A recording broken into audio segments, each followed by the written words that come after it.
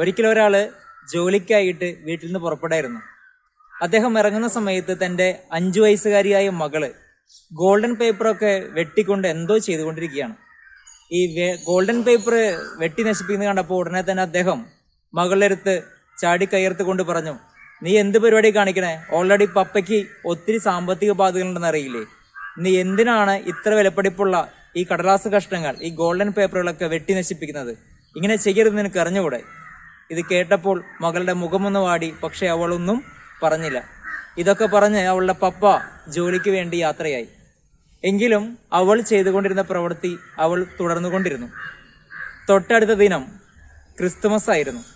ഉടനെ തന്നെ അവൾ ഒരുക്കിയ ക്രിസ്മസ് ട്രീയുടെ അടുത്ത് നിന്ന് അവൾ ആ ഗോൾഡൻ പേപ്പർ കൊണ്ട് ഒരുക്കി വെച്ച ഒരു പെട്ടി അത് അദ്ദേഹത്തിൻ്റെ അടുത്തേക്ക് കൊണ്ടുവന്ന് കൊടുത്തു. പപ്പ, ഇത് പപ്പയ്ക്ക് വേണ്ടി ഞാൻ ഒരുക്കിയതാണ്. ഞാൻ ഇന്നലെ വർണ്ണക്കടലാസുകൾ കൊണ്ട് ഒരുക്കിയത് പപ്പയ്ക്കുള്ള ക്രിസ്മസ് ഗിഫ്റ്റ് ആയിരുന്നു. ഉടനെ തന്നെ അദ്ദേഹത്തിന് വല്ലാത്ത കുറ്റബോധം തോന്നി. തൻ്റെ മകളെ എനിക്ക് വേണ്ടിയുള്ള സമ്മാനം തരാൻ വേണ്ടി ചെയ്തപ്പോഴാണല്ലോ താൻ വഴക്ക് പറഞ്ഞത്. ഉടനെ തന്നെ അദ്ദേഹം അവളെ ചേർത്ത് നിർത്തിക്കൊണ്ട് പറഞ്ഞു, നിന്റെ ഈ വലിയ സ്നേഹത്തിന് ഒത്തിരി നന്ദി. ഇതും പറഞ്ഞ് അദ്ദേഹം ആ ബോക്സ് ഓപ്പൺ ചെയ്തു. പക്ഷെ അദ്ദേഹത്തിൻ്റെ മുഖം വീണ്ടും ഇരുണ്ടു. അദ്ദേഹം നോക്കിയപ്പോൾ അതിനുള്ളിൽ ഒന്നുമില്ലായിരുന്നു. ഉടനെ തന്നെ അയാൾ വീണ്ടും കയർത്തുകൊണ്ട് പറഞ്ഞു, നീ എന്നെ കളിയാക്കാനാണോ ഈ ബോക്സ് എനിക്ക് തന്നത്? ഒരാൾക്കൊരു ഗിഫ്റ്റ് കൊടുക്കുമ്പോൾ മിനിമം അതിലെന്തെങ്കിലും ഒരു ഗിഫ്റ്റ് ചെറുതെങ്കിലും വെക്കണമെന്ന് എനിക്ക് അറിഞ്ഞുകൂടെ? ഇതിൽ ഒന്നുമില്ല. ഞാൻ നിന്നെ ഇന്നലെ വഴക്ക് പറഞ്ഞത് കൊണ്ടാണോ പപ്പയ്ക്ക് ഇതുപോലെ ഒന്നുമില്ലാത്തൊരു ബോക്സ് തന്നത്? അവളുടെ കണ്ണിൽ നിന്നും കണ്ണുനീർ വാർന്നൊഴുകി. അവൾ പറഞ്ഞു, പപ്പ അതിലുണ്ട്. ഞാൻ പപ്പയ്ക്ക് തരാൻ വേണ്ടി 1000-ലധികം ഉമ്മകൾ കൊണ്ട് ആ ബോക്സ് നിറച്ചിട്ടുണ്ടായിരുന്നു. എന്നിട്ടാണ് ഞാൻ അത് പൊതിഞ്ഞത്. അതിലുണ്ട് പപ്പ എന്ന് പറഞ്ഞു. ഉടനെ തന്നെ അദ്ദേഹത്തിന് തൊണ്ട ഇടറാൻ തുടങ്ങി. അദ്ദേഹത്തിന് മനസ്സിലായി അവളുടെ നിഷ്കളങ്കമായ മനസ്സ്. അവളെ ചേർത്ത് പിടിച്ചുകൊണ്ട് അവളോട് പപ്പ പറഞ്ഞു, ശരിയാ മകളെ, ഞാൻ നിന്നെ ഒന്ന് പരീക്ഷിച്ചതാണ്. ഇതില് നിന്റെ ചുംബനങ്ങൾ എനിക്ക് കാണാൻ കഴിയുന്നു എന്ന് പറഞ്ഞ് അവളെ കെട്ടിപ്പിടിച്ചു. അങ്ങനെ കുറച്ചധികം ദിവസങ്ങൾ കഴിഞ്ഞപ്പോൾ ഒരു ആക്സിഡന്റിൽ അദ്ദേഹത്തിൻ്റെ മകള് മരണമടഞ്ഞു പോയി.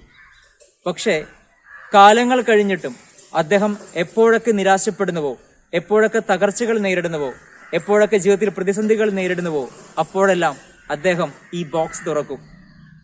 ഭാവനാത്മകമായി മകളുടെ ചുംബനങ്ങൾ അദ്ദേഹം സ്വീകരിക്കും. തിരിച്ചും ചുംബനങ്ങൾ നൽകും. നമ്മുടെയൊക്കെ ജീവിതത്തിൽ നമ്മളൊക്കെ ഏറ്റവും കൂടുതൽ ആഗ്രഹിക്കുന്നതാണ് സ്നേഹിക്കപ്പെടുക. നമ്മൾ സ്നേഹിക്കപ്പെടണമെങ്കിൽ മറ്റുള്ളവരെ സ്നേഹിക്കാനും കഴിയണം. പലപ്പോഴും നമ്മളെല്ലാവരും സ്നേഹിക്കപ്പെടാൻ ആഗ്രഹിക്കുന്നു.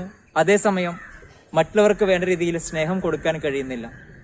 ചിലരുടെയും ജീവിതത്തിൽ കാലങ്ങളായി നീണ്ടു നിൽക്കുന്ന വെറുപ്പ്, അപ്പനും അമ്മയും തമ്മിൽ, മക്കളും മാതാപിതാക്കളും തമ്മിൽ, കുടുംബത്തിനുള്ളിൽ തന്നെ, കുടുംബത്തിലെ തൊട്ടപ്പുറത്തുള്ള അയൽപ്പക്കക്കാരുമായി, സുഹൃത്തുക്കളായി, നാട്ടുകാരുമായി, അങ്ങനെ ഒരുപാട് വൈരാഗ്യങ്ങൾ, ദേഷ്യങ്ങൾ കൊണ്ട് നടക്കുന്നവർ നമ്മൾ.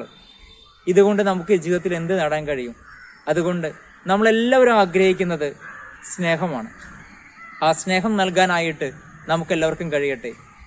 ചിലപ്പോഴൊക്കെ ഈ ചില കുറ്റവാളികളുടെയൊക്കെ കൗൺസിലിംഗ് ഒക്കെ നടത്തുമ്പോഴൊക്കെ അവരുടെ ഏറ്റുപറച്ചിലുകൾ വരുന്ന ചില കാര്യമാണ്, തങ്ങളെ ഒന്ന് കെയർ ചെയ്യാനായിട്ട്, തങ്ങളെ ഒന്ന് സ്നേഹിക്കാനായിട്ട് ആരെങ്കിലും ഉണ്ടായിരുന്നെങ്കിൽ ഒരുപക്ഷെ ഞാൻ ഈ അവസ്ഥയിലൂടെ നിൽക്കുമായിരുന്നില്ല. നമ്മുടെ ജീവിതത്തിൽ, ഈ സൊസൈറ്റിയിൽ മാറ്റങ്ങൾ കൊണ്ടുവരാനായിട്ട് സ്നേഹത്തിന് കഴിയും. ആയതിനാൽ സ്നേഹം നൽകുക. Thank you.